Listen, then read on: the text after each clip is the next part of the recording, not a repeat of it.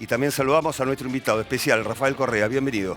Muchas gracias, ¿Cómo muchas estamos? gracias. Gracias por bien, estar. contento siempre cuando estamos en Argentina. Un inmenso abrazo a todas las argentinas y a todos los argentinos. Bien, junto a este equipo estaremos hablando, por supuesto, de Ecuador, de la región y de Brasil. La primera pregunta tiene que ver con el presente de su país, del gobierno de Guillermo Lasso. ¿Es una continuidad, por ejemplo, de Lenín Moreno? Es una primera pregunta. Pero por supuesto, pero cuidado, que el que salió en la foto no era yo, porque salió mi nombre en la foto del Lazo, por el amor de Dios. En todo caso, por supuesto, si descaradamente lo dijeron, cuando nos traiciona Lenín Moreno, hace un fraude democrático porque gana nuestro programa en las urnas, programa que había dado tanta prosperidad en 10 años, dice Lasso, él ha adoptado nuestro programa de gobierno y lo apoyó, cogobernó con Moreno e incluso tiene altos funcionarios de Moreno que continúan en el gobierno de Lasso y sigue el desastre. Pueden escribir el libro Cómo destrozar un país en 5 años, porque Ecuador está destrozado.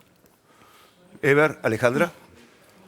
Bienvenido, Rafael, un placer tenerlo en la televisión pública. Yo quería preguntarle justamente en ese sentido, y aprovechando obviamente su presencia, hacer una suerte de balance o de reflexión en torno a lo que ha sido el paro y las movilizaciones durante el mes de junio, el paro impulsado por la CONAIE, pero que también han seguido otros movimientos, y analizar un poco el balance de lo que sucedió en términos políticos, ¿no? Vimos que se llegó a esta instancia que habilita la Constitución ecuatoriana, eventualmente este fenómeno denominado de la muerte cruzada, básicamente el llamado a elecciones parlamentarias y presidenciales ante un contexto de una crisis muy fuerte, económica, pero también en términos de imágenes de Lasso, que tiene una imagen muy deteriorada en función de lo que usted acaba de decir, pero advertimos siempre, y es una pregunta que yo sé que se la formulan recurrentemente, sobre todo en el extranjero, a la dificultad de sintonía política entre el correísmo y el movimiento indígena, un movimiento que sabemos está fragmentado, no es una unidad, pero cómo cuesta constituir esos acuerdos. Yo sé que usted tiene una postura crítica, pero para quienes nos miran en Argentina y en otros países del continente, me gustaría conocer su análisis de esas posibles alianzas para la reconstrucción de un proyecto alternativo. Tú me has hecho muchas preguntas, primero pongamos en contexto, ¿no? Parece Macondo, el realismo mágico, ¿no? de García Márquez, pero a Ecuador lo dejamos como el segundo país más seguro de América Latina, pueden revisar, 5.6 homicidios por cada 100.000 habitantes, 970 muertes intencionales por año. Hoy, ¿no? Somos el quinto país más violento, hay más de 4.000 muertes, es decir, más de 4 veces las muertes violentas que cuando yo dejé el gobierno. El riesgo país ha superado todos los récords con un alto precio del petróleo. O sea, no pueden decir que es porque es mal manejo económico, han destrozado, pero realmente destrozado el país. Tú dices, hay crisis, ¿por qué hay crisis?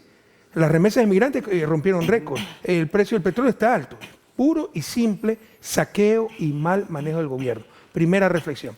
Segunda reflexión, respondiendo a tu pregunta, las protestas de junio de 2022, quiero decirte que yo ni siquiera estoy muy de acuerdo con eso, porque a Lasso tú lo puedes violentamente, si quieres, resistencia en las calles, si atenta contra derechos humanos, si es un deshonesto como en Pandora Papers y que sigue aferrado al cargo, pero no puedes tener esa clase de protestas porque liberalizaron el precio de los combustibles. Eso es el neoliberalismo, por eso votaron. El movimiento indígena, gran parte del movimiento indígena apoyó aquello. Entonces es bastante inconsecuente. Y no puedes tener una semana, 10 días de paro violento, destrucción de propiedad pública, privada, 6 muertos, para luego, como no tenían salida, lograr 15 centavos de reducción en el precio de la gasolina, y ese es el éxito del paro. Y los muertos, los heridos, la destrucción, como si se ha perdido la perspectiva. Yo no estoy totalmente de acuerdo con esa acción del movimiento indígena. Y ese es un ejemplo de lo que nos diferencia con el movimiento indígena, ¿no? Cuando les conviene son demócratas, cuando les conviene ellos imponen a la fuerza su agenda, y eso no es correcto. Yo les gané en el 2013 al candidato del movimiento indígena 20-1. Yo saqué casi 60%, él 3%, él decía no a la minería, no al petróleo, yo sí, hasta la última gota de petróleo, sí, hasta el último gramo de oro, con absoluta responsabilidad social y ambiental. Y después de 3 meses tenía paros, piedras, cierre de carretera, porque a la brava querían imponer su agenda. Eso no se puede, eso no es correcto, eso no es democrático. Pero ¿no ha habido fragmentaciones al interior mismo del movimiento en este último tiempo? Hay que distinguir porque, por ejemplo, ahora no lo conozco personalmente, jamás he hablado con él, pero quien dirigió las movilizaciones de 2019-2022, con las cuales no estoy totalmente de acuerdo. Sin embargo, creo que una persona auténtica, honesta, porque también hay muchísima corrupción en el movimiento indígena. Y si queremos ayudar a los indígenas, la izquierda debe ayudar a los indígenas. La izquierda está al lado de los excluidos y evidentemente los indígenas han sido excluidos por siglos. Pero eso no significa mitificar a los indígenas.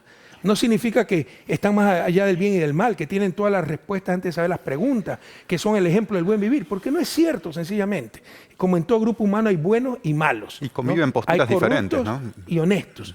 Y por ser indígena no es que todos tienen que ser de izquierda, ni mucho menos. Olvidémonos de esas cosas. En todo caso, yo veo un dirigente indígena en Leonidas Issa auténtico, honesto, a diferencia de muchos dirigentes con salvadas excepciones, que son amigos incluso, porque los respeto por su integridad, pero mucha de esa dirigencia indígena estaba totalmente corrompida.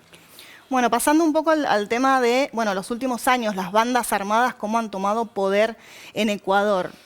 Quería saber, a su juicio, ¿cuál es la razón de esto? Porque, bueno, simplemente podemos hablar de connivencia, podemos hablar de, bueno, una cuestión social que lleva a la pobreza, a que aparezcan bandas ilegales. ¿De qué se trata? Hilando un poco más fino de cómo ha crecido la criminalidad y que eso también es una de las bases para que los gobiernos extranjeros también metan sus manos. ¿Qué opina al respecto? De acuerdo a Lazo, porque sacamos la base aérea, la base de Manta en el 2009, la base gringa. Ustedes no saben qué decir, dicen cualquier estupidez. Sacamos una base en el 2009, entonces hay violencia en el 2022. ¿Sabes lo que dice? Que yo pacté con el narcotráfico, nos llaman narcopolíticos, y que ahora como están combatiendo el narcotráfico, es que hay tanta criminalidad, motines en las cárceles. Si eso fuera cierto, vuelvan a pactar, no sean malditos, porque aunque sea vivíamos seguros. Pero es irracional, ya es demencial. Pero repiten eso con la complicidad de los medios de comunicación y muchos odiadores como aquí en Argentina, si le dicen que llueve para arriba lo va a creer para justificar sus odios y son los discursos de odio que producen, por ejemplo, lo que vivió Argentina el 1 de septiembre cuando casi matan a Cristina, ¿no? Entonces, la realidad, destrozaron la institucionalidad del país, han exacerbado las contradicciones, hay un gobierno absolutamente inepto, incluso físicamente, está muy limitado Lazo, ¿no? Intelectualmente, en otras dimensiones ya estaba muy limitado, físicamente.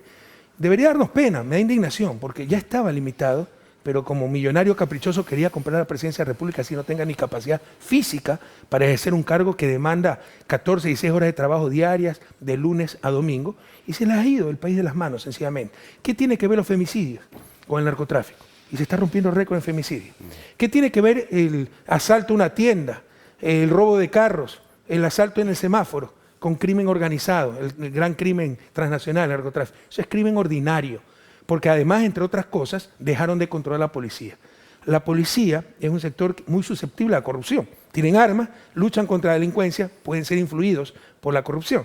Bueno, repartieron el país como era antes de mi gobierno, un ex general dirige la policía, entonces tienen espíritu de cuerpo, no controlan nada. Eliminaron las pruebas de confianza, pruebas psicológicas, investigación financiera, pruebas con el polígrafo para entrar a la policía. Y hoy la policía, hay una decadencia total, crímenes dentro de la escuela de policía, policías dedicados al narcotráfico. Entonces los que nos cuidan promueven también el delito. Entonces ahí están los verdaderos factores de la desgracia que está viviendo el país, porque vivimos una verdadera desgracia. De ser el segundo país más seguro de América Latina a ser el quinto más violento. Mi ciudad, Guayaquil, está entre las 50 más violentas del mundo. Ciudades como Esmeralda está entre las 7 más violentas del planeta. Rafael Correa, lo que está usted describiendo lo hemos plasmado en varios informes especiales en esta edición de Televisión Pública Noticias Internacional a lo largo de varios sábados. A partir de lo que usted plantea, la realidad de su país, ¿cuál es su futuro político? Mi futuro político, bueno, eso es lo menos importante. Yo no estoy aquí por un futuro político, mi proyecto vital era ver mi país fuera de su desarrollo y debe ser la obsesión de todo político honesto, claro. Yo diría de todo latinoamericano, pero especialmente de los políticos latinoamericanos. Algunos están obsesionados por ganar la siguiente elección, por tener más espacio en el Congreso, por tener más alcaldías. La obsesión debe ser sacar a nuestra región del subdesarrollo. 200 años son suficientes, y sobre todo para la izquierda, que siempre vivimos quejándonos de que somos el patio trasero de los malvados gringos. La primera pregunta que tenemos que hacernos es ¿por qué somos nosotros el patio trasero y no ellos? ¿Qué hicieron ellos bien y qué hicimos mal y seguimos haciendo mal? Entonces, ese era mi sueño.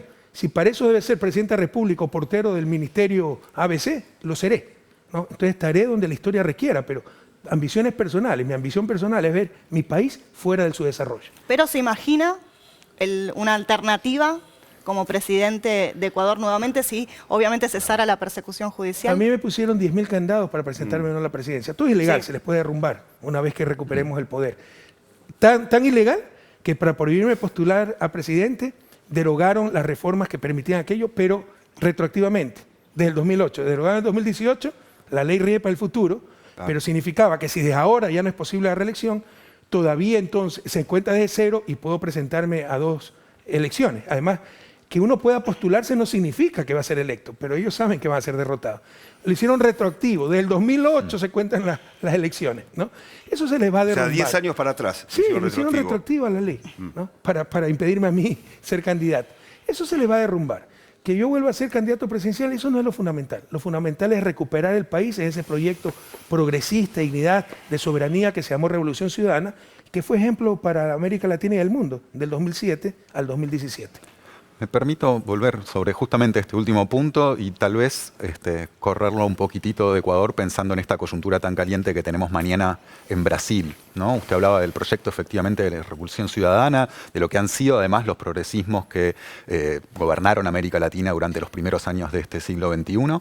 Sin embargo, vemos, afortunadamente todo indicaría que mañana sería Lula quien podría imponerse en la elección en Brasil, pero esto no deja de lado que vemos un crecimiento, ya diría, no solo en Latinoamérica, lo estamos viendo a nivel global, una suerte de respuesta a este estado de malestar generado en buena parte por las políticas neoliberales, que proviene no desde los progresismos, desde los gobiernos que impulsan ese tipo de transformaciones, sino desde ya extremas derechas, en muchos casos antidemocráticas, xenófobas, con discursos peligrosos para la democracia misma.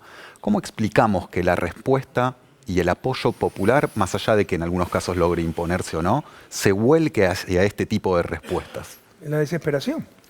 El fracaso de los sistemas democráticos para brindar ese bienestar que la gente esperaba. Yo creo que hay que diferenciar. El problema europeo, este es un problema que se está dando a nivel planetario, al menos Europa, Estados Unidos y América Latina. Y en Europa son claros los problemas y en Estados Unidos un poco menos claros, pero también de la misma naturaleza. Y la migración, por ejemplo, la inmigración. Por ejemplo, la extrema derecha en Italia, Meloni. Italia es la puerta de entrada de los inmigrantes de África del Norte. Entonces, esa gente está desesperada. Y cuando la gente está desesperada y cree que la delincuencia aumenta por los inmigrantes, que la pérdida de puestos de trabajo es por los inmigrantes, que mi hijo no encuentra trabajo por los inmigrantes, cae pues, en los ofrecimientos baratos de esta extrema derecha, que lo que hay que acabar es con los inmigrantes, el discurso xenófobo que decía. Francia, o sea, si sigue la tendencia demográfica de los musulmanes, Francia en pocas décadas será musulmana. Y eso desespera a los franceses y caen fácilmente en estos ofrecimientos de la extrema derecha. En Latinoamérica hay algo de eso, con la migración venezolana muy exagerada y todo aquello, pero yo creo que es más pesa el factor de que con tanto desastre, avanzamos del 2002 al 2014 como nunca antes, han habido 4 o 5 años de retroceso en muchos países. La inmigración, por ejemplo, en mi país ha vuelto, ¿no? Cuando se había revertido el flujo migratorio, empezó la emigración nuevamente, es ese desencanto con la democracia, que no ha logrado llenar las aspiraciones de gran parte de la población, que no encuentra buenos salarios, buenos empleos, buenos niveles de vida, y nuevamente ante la desesperación y ante la desesperanza viene cualquiera a ofrecer la mayor tontería fundamentalista y le creen a ese tipo, se aferran a algo. ¿No hay una crisis del modelo productivo que propusieron estos progresismos también? ¿Podríamos pensar que hay una necesidad de reformulación? Pienso un poco en Petro, en las novedades que tal vez están introduciendo las propuestas que él lleva en Colombia. ¿Hay una revisión necesaria o hay una necesidad de reinstaurar el mismo tipo de modelo productivo? La revisión es permanente, hay que innovar permanentemente. Pero nosotros fuimos exitosos. Lo que vino a la derecha a destrozarlo con la complicidad de los medios de comunicación, que quieren hacer creer a la gente que cuando estaban bien es que estábamos mal. Y ahora que estamos mal es que estamos bien. Gracias a Dios, pues, se puede engañar 1 año con esa tontería, 2 años, pero no sé, 4 años, y la gente ya puede comparar. Pero los principales adversarios que enfrentamos, los gobiernos de izquierda, ¿y por qué de izquierda además? No por noveleros, no por nuestras fijaciones mentales, 200 años llevamos haciendo lo mismo, y no salimos de su desarrollo. Entonces, Einstein decía, seguir haciendo lo mismo, esperar resultados diferentes es insano. Modelos totalmente ajenos a nuestra realidad o filosofía, liberalismo, que debe partir de razonable igualdad de condiciones. Lo quieren imponer en uno de los continentes más desiguales del planeta. Eso es locura. Entonces se necesita algo nuevo, mejor, más cerca de nuestra realidad. Y que dio resultados, como el 2002 al 2014. Pero viene una prensa que te distorsiona todo, que engaña a la gente, que exacerba todo. En 10 años es imposible que no tenga un caso de corrupción.